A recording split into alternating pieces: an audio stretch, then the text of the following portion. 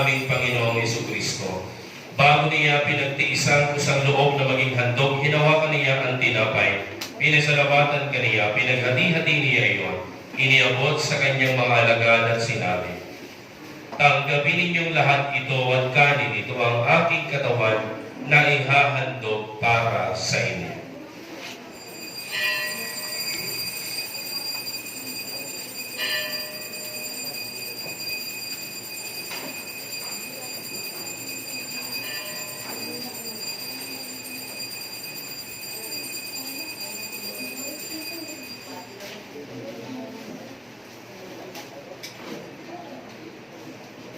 Gayun din naman, nung matapos ang hapunan, hinawakan niya ang kalis. Muli kanyang pinasalamatan.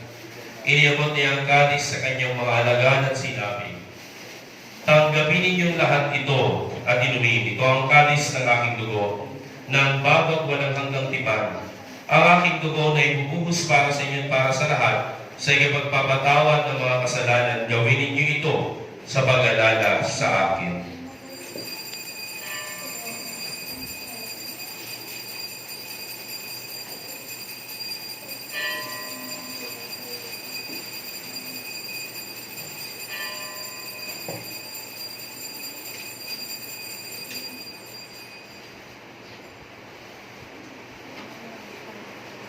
Ang misteryo ng pananampalataya.